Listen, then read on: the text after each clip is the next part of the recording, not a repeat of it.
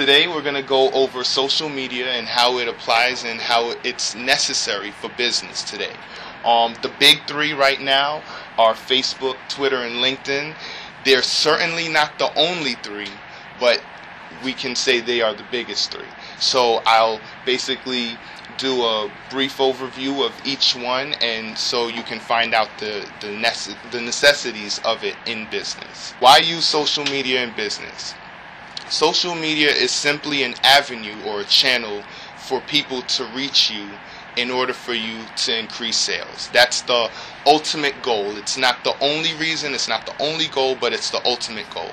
Now, you can use social media as a porthole to go to someone calling you, or use it as a means to drive traffic to your website, or have them directly reach you from any one of those social avenues.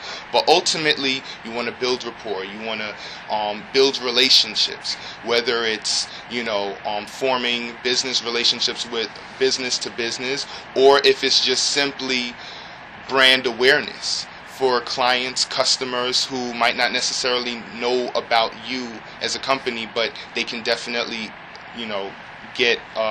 be benefited from your products or services. Now, benefits of social media: it adds value to your brand. Now, your brand is almost like your child. Now, growing up, my parents always told me, Ryan, you're a representation of us. So how you conduct yourself out in public is a reflection on us. Same thing with your business and your brand. So how you use social media for your business is ultimately going to affect how people perceive your business. It's absolutely important to make sure that your brand has some sort of representation in these avenues.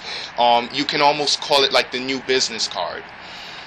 Today, if someone asked you what you did and you told them about your business and everything like that, and they said, "Oh, hey, do you have a business card?" and you said no, they'd almost look at you funny. I remember when I first got into graphic design and everything like that, and people would ask me what I did, and I'd get into it, and artists are like the biggest critics of themselves. And so I'd go around like, yeah, I have a website and this and that. I do graphic design, I do web design, I do motion graphics. And people would always ask me, do you have a business card? And I would say, no. And the whole perception changed. It was like, well, is he really in business then? So it's almost safe to say that a business card is an absolute necessity for any business owner today. This is basically where social media is heading. Facebook, Twitter, LinkedIn, those are going to be the new age business cards. People are going to say, well, yeah, what's your Facebook? What's your business's Twitter account? And to say, I don't have one is almost going to be like, really? So we're not there yet, but that's basically the direction that it's headed. Second benefit, it enables business owners to tap into markets that they otherwise would have no access to. Now, Ms. Tobias earlier, she graciously told me that she moved from, Hillside, over to Kew Gardens. So it's safe to say that that's basically her office. That's where her office resided.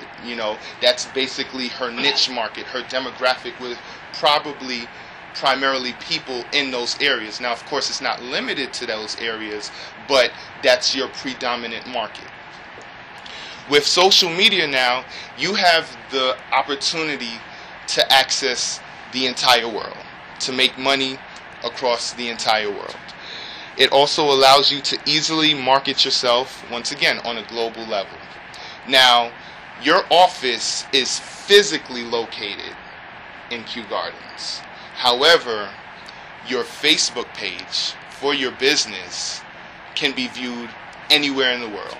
If I'm in Africa, I can access your Facebook page, provided that you don't set global security settings on it, because you can actually block certain countries from accessing your page, but that's neither here or there. So you now have the opportunity to be represented all around the world. Now I'm just going to ask you real quick, Mr. Tobias, have you ever been to Africa?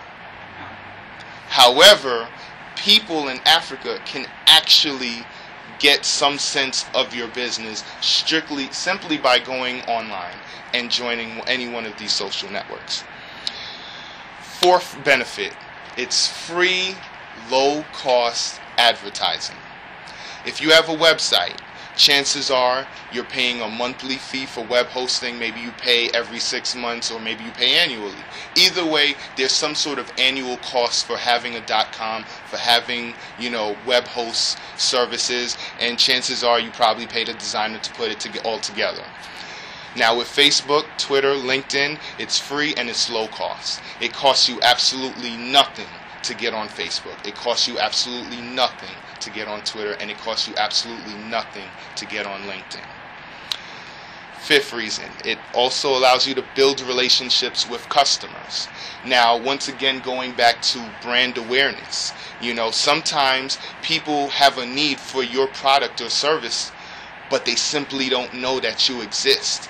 I come across so many instances where businesses are holes in the wall.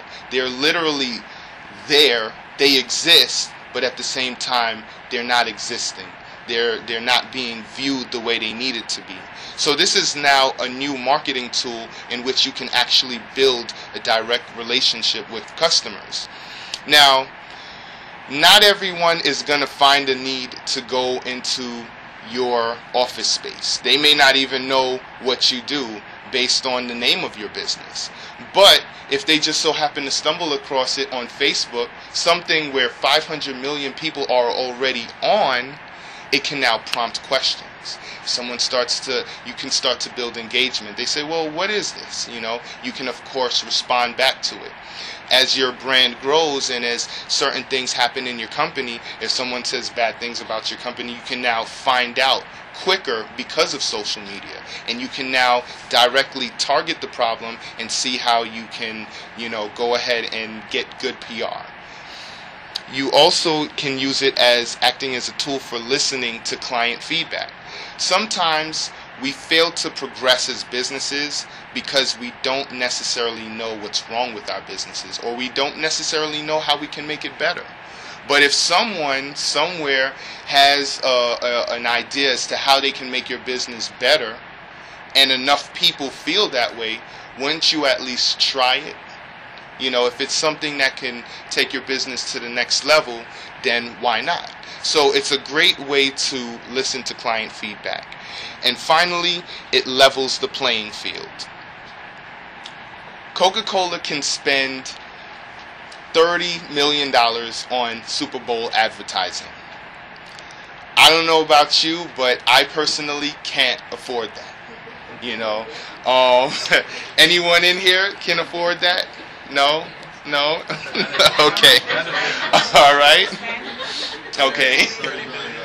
Chances are, if you're a doctor and you just started in the field and you're new and you're practicing privately, chances are you can't afford your own private MRI machine, but a major hospital can. These are tools that give these companies leverage, because the leverage is in the size, the leverage is in how much money they have, the leverage is in just the fact that they have a certain level of power and influence. Now, primarily for small businesses like most of us, we don't have that kind of leverage. However, social media being free and being accessible to any and everyone kind of levels the playing field. See, I might not be able to afford Super Bowl advertising the way Coca-Cola does, but I can get a Facebook page like Coca-Cola does. Best believe they're on Facebook, so can I. So it's one of those avenues in which you can totally level the playing field. If someone said, well, how come you don't have X amount of dollars spent on advertising? If your company is not making that much money, there's nothing you can do about it. But there's no excuse for not having something that's easily and freely accessible to all businesses. If Coca-Cola has a fan page, or if one of your competitors has a fan page, there's no reason at all why you can't have one either.